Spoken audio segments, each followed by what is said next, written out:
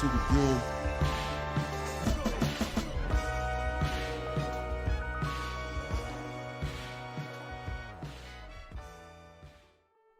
What it do, what it do, what it do. It's your boy Cassius Cliff, here to talk my shit yet again.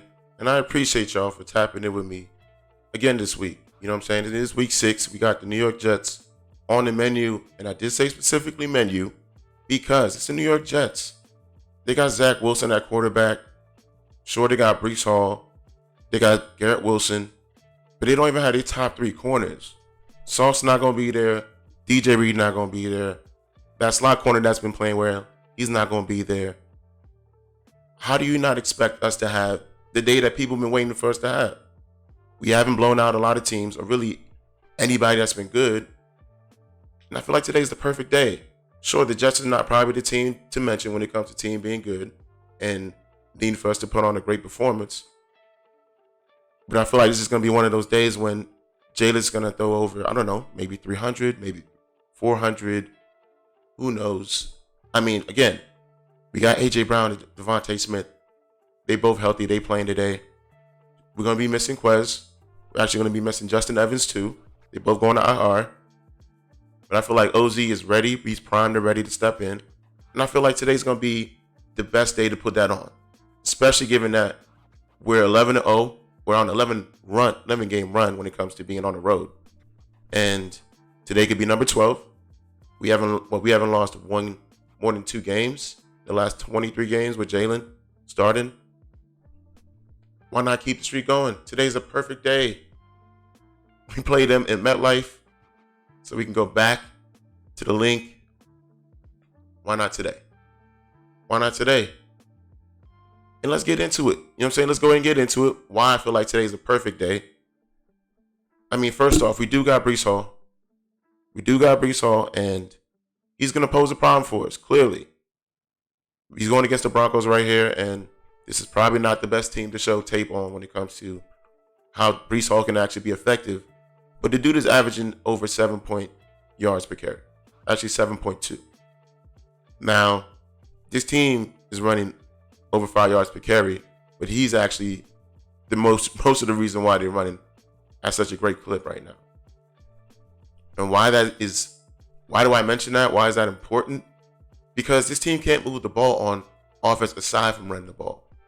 When it comes to passing, they're dead last. They're not even putting over 200 yards per game when it comes to passing. Again, they got Zach Wilson.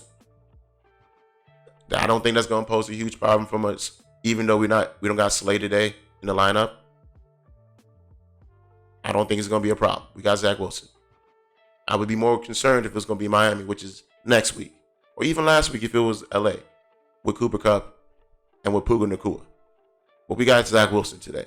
So this is a perfect time for guys to get healthy, take an extra week, and really prepare for tougher matchups because we do got a gauntlet coming. I keep mentioning it because that shit's coming. It's like a balloon payment waiting to pop. Like, that shit's on the way. Now, again, I did mention we got some injuries. And it's unfortunate because we got quite a bit. I did mention 2 guys they on IR. We got Quez, we got Justin Evans. Hope y'all get well soon because we already know what kind of league this is. Dudes go down all the time. You really need as much, firepower or really depth at all positions as much as possible. That's why I'm happy to have a GM like Howard because he's gonna do what needs to be done. I actually foresee a trade coming soon. I promise you, I don't even think that's a hot take because we're talking about Howie Roseman here. But I do foresee a trade coming soon. Hopefully there is because we actually need more safety depth.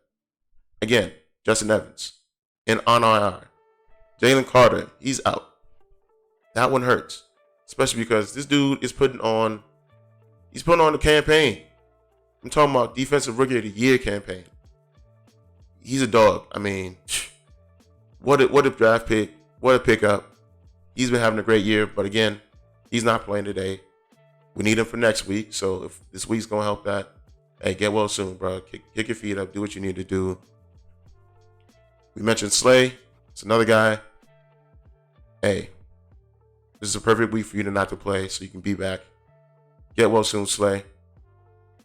we actually do have guys coming back though, which is a great thing because we've been needing some more depth. We got Sidney Brown coming back, which is huge, especially with Justin Evans going down. Nakobe Dean, I didn't really know when he's going to come back, but it couldn't have been any better than now, especially given that the way this running defense is really holding it down when it comes to the defense, and really the way they're showing out. Because I didn't expect the guys that are actually showing out to be doing what they're doing. To have a guy like Nakobe Dean coming back, I just think that that's the more the merrier. Now, personally, I don't feel like he should be starting off top purely because if it ain't broke, don't fix it. That's just me personally. And if you seen the way those guys been playing and really the tape I'm about to show y'all in a little bit, there's no need to switch up anything. If those guys need to play off 1 or 2 plays, go ahead, Nakobe, get out there. But once they're ready to go back out there, they need to be out there, at least until further notice, because, hey, they doing what they need to do. Now, Rashad Penny, we're not sure what he's going to offer us at this point, but hey, if you're healthy, you could play. Of course, we could definitely use that, especially if guys need a breather, and then we need to change the pace versus, smaller guys in terms of Boston Scott and, Gainwell. Those guys are smaller. I don't think we need to really go that route. Sometimes we should have a bigger guy like Penny get the ball sometimes because he has a lot of speed, he has the strength, and he doesn't need to be the focal point of the running game. So why not? But hey, we'll see what he offers. Jack Stoll, another tight end, definitely could use more tight end help, especially on some of these running plays. The more the merrier. Now, again, we already mentioned Breece Hall and what he could actually offer in terms of a matchup and really issues for our defense, especially given that that's where we operate the best. That could be an issue. Why I feel like it's not going to be the biggest issue for us, that's purely because, again, I mentioned the running defense, and who I feel like is the focal point is Jordan Davis, number 90. That dude has been on a different level when it comes to anchoring this running defense. Now, obviously, this is a play where we had in Tampa where we got that safety, and it's highlighting him along with Jalen Carter as well as these linebackers. Those linebackers and Zach Cunningham and Nick Morrow, they're doing phenomenal out there. They're doing exactly what needs to be done, and really what we haven't had in quite some time on this team. I've been one of those fans that's been banging the table to draft a linebacker in the 2nd, 3rd round, and we've been reluctant for whatever reason. We just don't value that position on this team. I've kind of made my peace with that. And clearly that's because Howie, I feel like he believes more in just signing guys and allowing them to, fill those gaps and fill in those positions versus using a lot of draft capital on it. Right now, he's proven to be right. The way these guys are working together, that shit is looking real good. I mean, we're not allowing over 62 yards per game right now. Hey, especially with the way, the 49ers are playing defense, we have a better running defense than them. Because if you remember, we had Javon Hargrave. He went to San Fran. And we replaced him with Jalen Carter.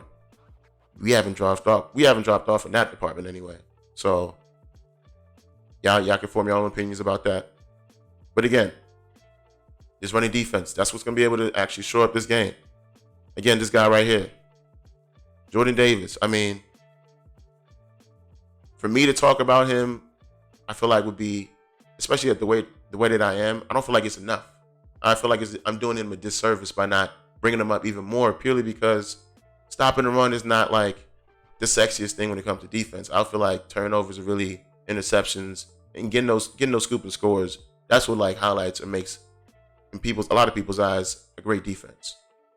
But a lot of times you gotta do just the regular day in and day out job of stopping the run and allowing your defense to play one-phase football. Guys like number 90 is who you need on those kind of D lines. Last year he was showing that, and he was hurt last year. But really this year it is undeniable. I feel like if you're really watching the tape or you're really watching the games, really, you're seeing this guy he has immense impact on the running defense, and he's actually being able to create pressures, period. Now he's having a lot of help with guys around him, with a Jalen Carter, with a Fletcher Cox, which is why it's dope to have Fletch back, especially with Jalen going down. And you need all the help you can get in this league, especially the way that the game is geared for the offense and not the defense. You need every advantage as possible. And having guys like this, for me, is an advantage that you can't really measure. It is what it is, especially when you see it right there with your own eyes. And really, would be able to stop the run and going against Zach Wilson. If I was you, I would kick my feet up. I'd find if you have multiple plans today, watch the first half, watch us go up, and then you can go do what you do, because this is one of those games. Again, I'm predicting 31-10. I'm predicting 31-10, and at the worst, 28-14. If those two outcomes don't happen, I really can't call it. I don't feel like there's a lot in between, and I don't think there's a lot of possibility for it to be a close game. I just don't. I feel like a lot of things have to go wrong, and the fact that we got these two guys right here. We got these two guys right here going against practice squad corners. Craig James, we're actually familiar with you. We know what you're about, Craig James. Those other guys, I'm not too sure about their work. But we know about Craig James pretty well. We know about your work. It ain't built for these two guys. Even OZ, Olamide Zaccheaus, I don't think y'all can stop him either. And he's the third option. Dallas Goedert, watch out for him. And I'm just mentioning the passing game and the passing offense. Their running defense as a whole, it's not good either. Where they were actually proficient was the passing defense. And without your top three corners, I don't see how these two guys don't look, pretty similar today. Similar faces, similar emotions today. Because I know I'm going to pretty much be feeling that way. I'm pretty confident in that. I'm going to say like 95% confident. We're going to handle business. And these two dudes are going to be more than enough reasons why we handle business today. And with that, I think we got a pretty open shut case. It's a New York Jets. Almost in New Jersey. The New York Jets. I don't know if anybody expected much. I mean, it's like a 6-point advantage to the Eagles when it comes to, odds. I don't think there's much to say aside from the fact that business should be handled and we should move on to 6-0. And it should be, a pretty easy win. Now, if there's a lot to report back, I'm going to be very surprised. But, of course, I'm going to bring that to you. And I'm going to be honest about it if we have a more difficult or even a loss, which I don't foresee at all. I'll definitely be honest. I'm going to say what it is. But till then, I'm going to be talking my shit. And really, the shit I'm talking today ain't going to be no competition. But again, until next time, see y'all.